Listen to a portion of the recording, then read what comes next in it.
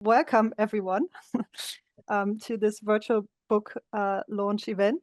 It's great to have you here, some familiar names and some new to me. So thank you everyone for interest in our book. My name is Kristina Kurze, and as one of the editors, I'm very happy, of course, to present the book to you today, Making the European Green Deal Work, EU Sustainability Policies at Home and Abroad. It is published in the Routledge series, Studies on the Governance of Sustainability in Europe. And with me today is my dear co-editor, Helene Dyrhauge, and also Tomas Maltby, a well-known scholar in the field of EU energy and climate policy. So thank you very much, Tomas, for taking the time to read and discuss the book with us today. And this book launch is supported by the Jean Monnet Network Green Deal Net and by UASIS. It is part of the UASIS Spotlight On series. And yeah, as you have already noted, probably this session will be recorded, so it's also going to be available later on online. Last but not least, of course, thanks to the contributors who have managed to join in today. And so I'm looking also forward to your comments and thoughts. Before I hand over to Helene, I just want to say very briefly something on the overall aim of this book, or what has been motivating us to edit this volume. You probably have all heard of the European Green Deal, so I don't need to explain this too much here. So please just take this as a brief reminder of what it is, according at least to the European Commission.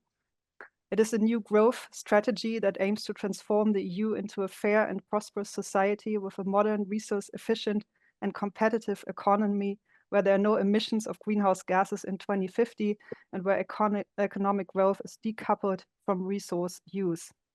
The strategy was introduced by the Commission in December 2019, so a bit more than 4 years ago, but obviously the objectives are not achieved and of course remain really important for the EU today, especially in view of all the global challenges, conflicts, and indeed overlapping crises that we have. It's important that the EU sticks to the European Green Deal and to the climate neutrality objective. So the question that kind of arises and motivated us is how can these objectives be achieved? And we tried, or were keen to provide answers to this question by looking at EU policies and instruments, as well as underlying logics of action. And we deliberately aim to include both internal and external dimensions, as well to have a more holistic or integrative perspective. And I think that's a very unique asset of this edited volume. So the 11 chapters cover a broad range of sectors: energy, finance, buildings, and others, as well as diverse country cases. Regarding the latter, we try to include maybe less obvious cases when it comes to sustainability policy, such as Colombia and Russia, as well as Slovenia and the Visegrad countries. But of course, we could not cover everything that is relevant to the European Green Deal, but we hope this edited volume provides some relevant answers and improves our understanding of EU sustainability policies at home and abroad, and of course, especially also the challenges of sustainability transitions. And yeah, before I forget, I would like to thank especially Helene for this demanding but also very positive intercultural experience of editing a book. And yeah, I'm looking forward to our discussion. And now I hand over briefly to Helene. Yeah, so basically, yeah, it's been interesting and fun editing the book with Kristina, but she already introduced the book. So basically, we're gonna have a discussant. So Tomas will talk about the book and his comments, and I'll have some questions, and then I'll be open up for question and answers.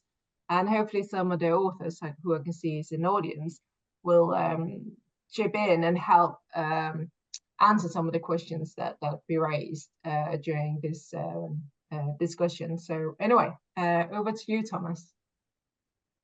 Okay, so yeah, thank you very much to Helene and Kristina for inviting me to read the book, and yeah, I very much enjoyed it. Yeah, it's really interesting. So I just want to try and summarize some of the sort of main themes, I guess, that are discussed, but also a little bit touch upon each of the chapters.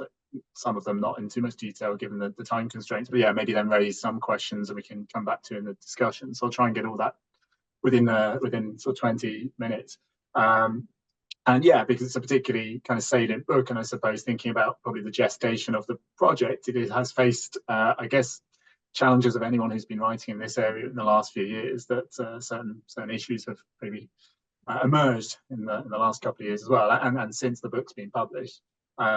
So yeah, it seems like a particularly kind of salient point to discuss this, and but maybe that's just through the lens of someone who looks at energy and climate policy. Maybe it's always top of the agenda, I think. But yeah, I think so. So as Kristina kind of highlighted, I think the editors and individual chapter authors do a really good job of summarising some of the contradictions and challenges, that sort of drivers and barriers of the EU's energy transition, and then yeah, the European Green Deal as this key overarching kind of instrument to achieve EU kind of climate goals. And I suppose some of the key insights are that maybe a transition is not necessarily or even likely to be this kind of linear process, forward moving, I suppose, process, and maybe kind of an important assumption there, which is rooted, I suppose, in some of the theoretical grounding of the book and the kind of constructivist kind of perspective that's sort of brought into this. Now, I don't know if that is, and maybe it's something we can return to, and I'll return to a bit. I don't know if this is reassuring or something to make us more pessimistic, but the fact that these things are being contested, whether they're being increasingly contested now, but I suppose that does mean that there's room for the possibility for the EU to still increase its kind of ambition, and for those ideas to sort of further prioritise this, but also that potential kind of backsliding. And yeah, so the challenge that the authors and editors faced was for the EU to be doing this during this crisis or poly-crisis that is facing the EU more generally, but also in this specific policy area. And so some of the responses have then come since the European Green Deal has been kind of set up. So yeah, there's that contestation is at the heart of it. I think the book draws attention to that contestation within a number of different policy areas and various countries, and internal and external. But yeah, I think it's for a book like this, the holistic approach is a really useful one. It's a good one, that it focuses on these internal but also external sort of challenges and policy tools and the interaction between them, and thus it then links to this kind of literature on the EU's activeness as well as the EU's sort of climate policy, the EU's forms of leadership, the EU's forms of sort of power. And yeah, across the book covers then a lot of ground, focusing on a dozen or more, half a dozen or more kind of countries as specific kind of cases internally, plus for the countries and regions sort of externally as well. And yeah, and then I think does a good job of the cohesion of the book through this framing, this focus on the norms, the logics of a consequence and appropriateness, and that each author has been reflecting on these and reflecting on the extent to which the EU is able to, or is sometimes perhaps forced to, rely on these kind of softer, these norms, this kind of persuasion, and where sometimes those tools can be much closer to coercion and sort of harder sort of governance.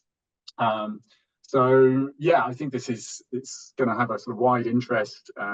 So from academics and students, I've been contacting some of my PhD students to encourage them to read it, and I'll be doing the same with my undergraduate and postgraduate students who are writing a sort of dissertation on it. So I think, and the chapters speak to each other quite a lot. So let me kind of go through and summarize some of the key points I found throughout the chapters, and I'll go through that sort of somewhat chronologically or in order. So yeah, so we start off obviously with the introduction. I've set out some of the key things there, but I'll come back to some of those. But then there's the kind of one of the sort of framing chapter from Jana Gönz, who critically evaluates these sort of climate targets, and particularly its longer term ones. So we've got the 2030 goals, the 2050 goals. In recent days, I think that some of the first discussions have been on the sort of 2040 goals and what they might look like. But indicating how it's sort of falling short and has consistently fallen short on having a kind of far-sighted goal and with sufficient kind of stringency and maybe in linking those shorter and longer term sort of targets.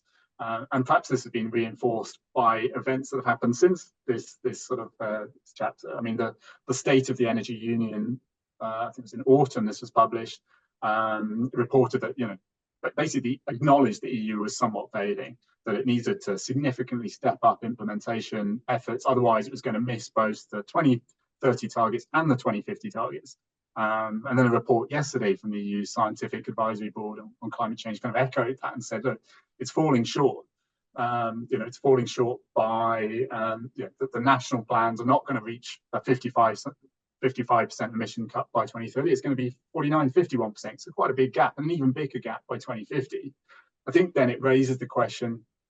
I mean, the chapter calls into question, I suppose, the effectiveness of the EU's, I guess, some strategic planning, but maybe calls into question at the heart of the kind of governance mechanism within the EU's climate policy and globally, which is the idea that this is meant to be a sort of bottom-up process of ratcheting of national plans, which are consistently and continually provided and updated, and the trajectory is always upwards, and that will be sufficient, and pressure will kind of build. But it really depends. Well, one of the questions is whether there's a flaw in the kind of governance mechanism, or whether it's going to be proved to sort of work. I mean, the EU's Scientific Advisory Board also say that now the delivering on this package depends on national action. I think there's a question mark there about whether the overarching kind of package will work, or whether that's true, right? That it's putting the pressure on the member states and they will kind of step up.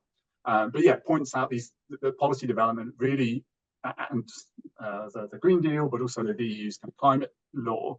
It kind of represents a continuation. It's a bit of its path dependence is a bit in that, and maybe not the transformation of policy that's necessary. And you know, there's some evidence to support that as well. That thinking beyond 2030, the compliance with sort of long-term strategies that all member states are meant to sort of come up with, they're pretty patchy. You know, there's countries like Ireland, Poland, Romania, they don't have these. Many didn't include milestones for 2040. They lack detail. So there's a lack of kind of vision beyond sort of 2030. For the 2050, get to net zero, but there's not much yet between 2030 and 2050, and the problem of reaching the 2030 sort of target. So there's kind of multiple failures, perhaps, that are inherent, or flaws. It might not yet be a failure, but a flaw of being, you know, whether it's sufficiently long-sighted, sufficiently stringent, and whether short and long-term targets are sufficiently linked. So there might be a kind of failure to meet 2030, which then cascades into a broader failure beyond that. So there maybe needs to be more kind of joined up thinking about these steps and these milestones from 2024 to 2050. So yeah, moving on a little to the next one. So the Rosa Fernandez chapter looking at the sort of green fiscal systems. I think this is it's a really interesting chapter discussing how environmental taxes are not used to their full potential, and also highlights or considers a little and makes brief reference to like the yellow vests and French environmental taxes, but we could now, or maybe a new case is emerging in Germany around sort of protest by German farmers against a plan to phase out agricultural fuel subsidies. So there's whether environmental taxes are used to their full potential, but how one would, you know, how a government would actually do this and achieve this and implement this and frame this. So the chapter kind of highlights a little bit that some of these objections to environmental taxes can be overcome with the right support instruments. So as if the author is here, if Rosa's here, it'd be interesting to know, yeah, how do you put that into place? Like, what do the right support instruments kind of look like?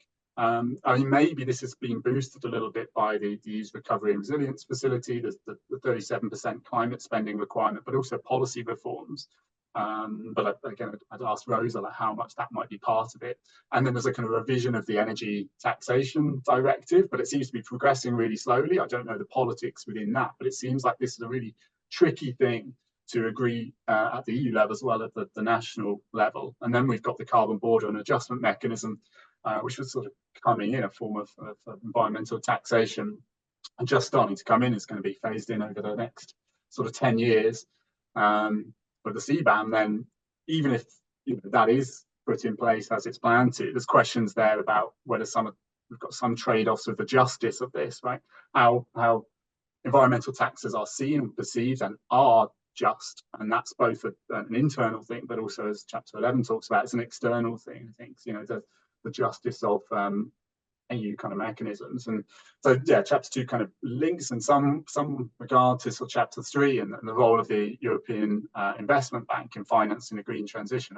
It's an important chapter. I think it strikes me that it's got the potential to become an increasingly important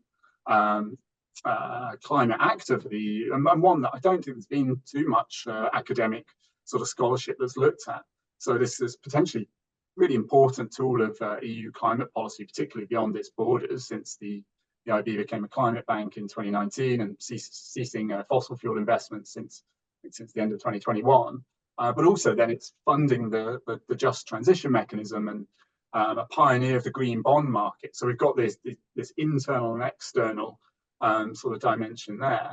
I'd be interested if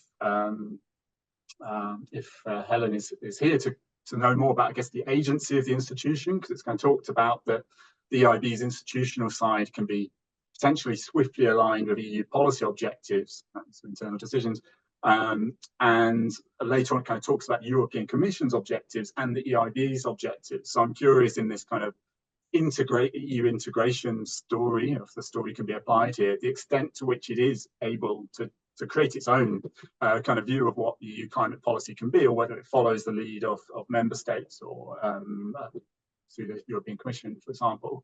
But yeah, so how much of a priority is the IB for the EU? There's some discussion of how the extent to which it's resourced and I guess empowered. Yeah, just an interesting kind of paradox there of that I'd like to know more about. Of the EIB kind of credit rating, which is very, very good, very positive, and low interest rates and stuff that it can offer, the attractiveness to investors. But it kind of hints the chapter at the potential that the more kind of climate financing it does, maybe the higher the risk, and then you know that might lower the attractiveness to investors and higher rates and stuff. So I'm quite curious to see how the EIB and those kind of green bond investments, etc., are sort of panning out, and the EIB itself, like how powerful and important an actor this is, but want to look at more.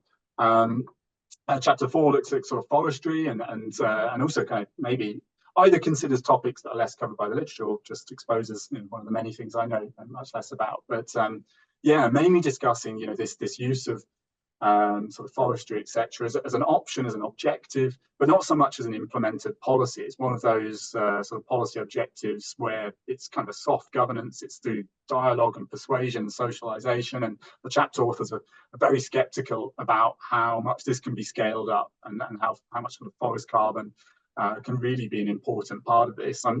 I'd be curious to know from the authors whether they're less or more skeptical now. There's been some sort of updated legislation on the regulation of land use change and forestry, like going to sort of 2030. So I'd be intrigued to know if they hear sort of more about this. But yeah, perhaps highlighting there where when the EU only has kind of soft governance tools, that can sometimes be really problematic in terms of getting policy implementation sometimes.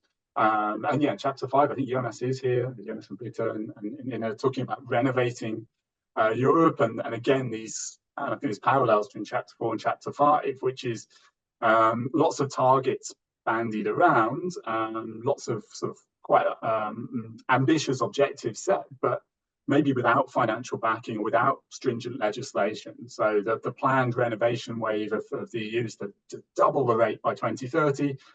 And from reading this chapter, my sense was this seems unlikely. And and I guess in certain countries, I'm thinking of the UK, we sometimes then get kind of climate backlash and politicization there. The curious story, at least, and maybe not so much in the German case, but of air source heat pumps have now become this kind of politicized thing in the UK, and a source of disinformation and climate denial and obstruction. But yeah, a key issue highlighted by the authors here that it's funding and it's regulation and it's information and it's participation and dialogue. But the funding there, I guess, can kind of link the softer persuasion with kind of harder incentives. And yeah, the chapter really reflecting on some really interesting lessons from Germany, and the author and perhaps authors are present here. So I'd be curious to know how much of that is at risk, right? So there's policy backlash, maybe not for reasons to do with the constitution and the budget, etc.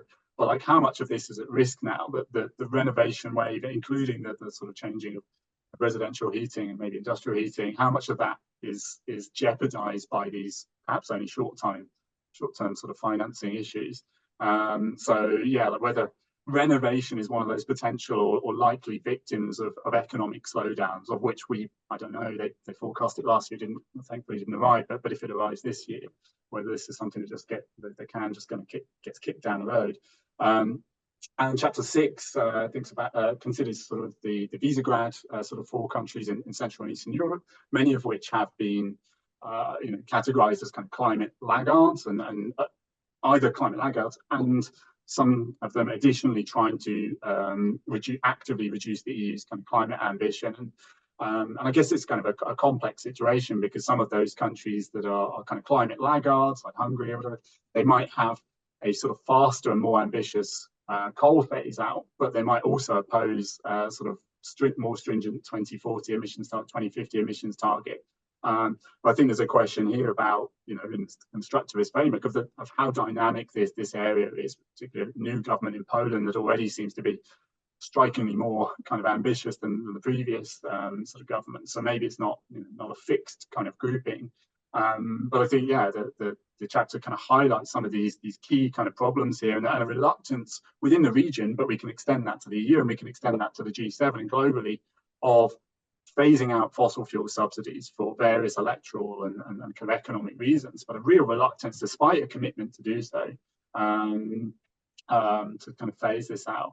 And then this chapter also talks, and a link to chapter 3, I think maybe to chapter 11, which is the sort of just transition mechanism. So the EU using these tools not only to persuade, but to reward and maybe to slightly coerce this policy plus financing that can maybe have a transformative effect. I guess through the just transition mechanism here, to target certain regions and try and get them to really sort of transform them and maybe kind of stimulate a broader transformation of a national energy policy. So to governance there, really a kind of combination of the carrot and stick. And chapter 7, sticking, I guess, broadly in the same sort of region and looking at kind of Slovenia, I think, yeah, an interesting chapter there of how Slovenia only reached its 2020 targets by using these statistical transfers and paying Czechia to reach this. And here, I think the link to the previous chapter, it's I guess how does the potential for change and transformative change. And here we've got a chapter written at the time of very unambitious objectives and a populist far-right government, at least for some of the drafting and completion of this chapter. Since then, I suppose we've had a bit of an increase in climate ambition from the sort of government, and that's either because there's a new government, or because of pressure from the EU, or because of changing ideas, I suppose, within society. But the chapter also highlights one of these key issues of the trade-offs of environmental protection, conservation sites within the country, and then also achieving renewable energy goals and hydropower goals. But yeah, it highlights an incredible figure of sort of over about a 10-year period, some 73 wind farm projects were approved, but only one came into operation, which really draws, there's a problem here, which is the plans that countries are producing. It really does come down to policy implementation. And here, some of the plans that in the past haven't been bad at all, but they haven't implemented them. Actually, additionally, the plans haven't been ambitious enough. But if you combine those two things, the ambition of the plan and the implementation is a real kind of issue here. And chapter 8 starts to look at this kind of Green Deal diplomacy towards regional organizations and focus on diplomacy. And here, yeah, how the EU's tools really are kind of restricted to hoping to induce change through persuasion, but also drawing attention, I guess, to some of the potential problems here, and sometimes the hypocrisy or shortcomings of the EU, where sometimes that diplomacy and some of those efforts are focused on energy contracts. They're focused on kind of maybe sometimes fossil fuel energy contracts. That diplomacy is not necessarily targeted at improving kind of climate ambition. But also just some of the challenges that are outside of the sort of power, I suppose, of the influence of the EU, which is the norm diffusion quite often relates and only very shallow recognition by third countries, by regional organizations. They talk about sustainable development as a buzzword that is adopted, that is used. So there is normative power there, but sometimes there's nothing that follows it, unless it's just an early stage and it's an important kind of foundation. But yeah, so drawing attention to some of the limitations there. And then, yeah, chapter 9, written maybe one of the more challenging ones to write, many challenging chapters, but yeah, EU-Russia relations and an assessment of norm strength and logic of action. And I suppose drawing attention here to the extent to which, at least in the past, there's been channels of potential cooperation and mutual benefit from sort of energy efficiency trade, etc. But really showing how, for a very long time, Russia has been a very reluctant kind of climate actor. The climate action tracker still categorizes them as in the least ambitious, the most climate obstructionist countries in all of the world. I mean, there's a kind of hint of not optimism, but potential optimism or less pessimism in the chapter, saying, well, look, there's some discursive adoption of EU kind of norm, there's some norm diffusion there's some discussion about climate change being problematic, but it's certainly not consolidated, it's not universal. The policy implementation hasn't followed, and now we have a maybe additional challenge, which is there are no channels of kind of energy trade communication between the EU and Russia. I mean, not since 2014, but even further, they've kind of been closed off now. The formal dialogue, but now the sort of dialogue that comes through trade. So yeah, I think now we've got this kind of broader paradigm shift of EU-Russia relations. Let's see what happens. But there's no indication at the moment that Russia's improving its kind of climate ambition. And then, yeah, maybe somewhat similarly, somewhat pessimistically, the case of the European neighbourhood policy towards Egypt and how the European neighbourhood policy is used to try and promote climate policy, but how those norms are not necessarily kind of consolidated in Egypt. The motivation there is to increase kind of fossil fuel exports, and sometimes it is to adopt energy efficiency measures in order to do so, and whether that's got some sort of merit to it there. But also points out some of the shortcomings of EU policy, right? That some of the EU's role is to promote investments in gas, and there's questions about the sustainability of that. So almost finally, yeah, and then chapter 11, looking importantly at the just transition and European Green Deal, and the extent to which environmental justice, something the EU talks a lot about, is successfully embedded within its sort of trade deals and its energy trade deals, etc. Something which it says should happen. By emphasizing here, you know, the tools that are used are persuasion, it's the logic of appropriateness, but in sort of looking at the free trade agreement between Colombia and the EU, for the last decade, it hasn't driven change. They find that within this, the sustainability chapter that does exist, there's an agreement between these regions, hasn't really had significant effect. That in the past also, Colombia's been interested in, and the EU's been interested in increasing coal exports from Colombia to the EU. So kind of pointing out a bit of a failure there between the EU's discourse and the EU's kind of policy. I mean, maybe this is starting to shift, and the short-term increasing EU coal demand is now sort of decreasing. Maybe that was just a moment, but there's yeah, this is then going to link a little bit back to this chapter on carbon border adjustment mechanism, and this broader kind of question of contestation and public support for energy transitions globally. So yeah, overall, the book gives us really good kind of overview of the many dimensions of the EU's kind of European Green Deal. It's relatively concise, given the amount of ground it manages to sort of consider, and considering these potential agents of change internally in various countries and externally.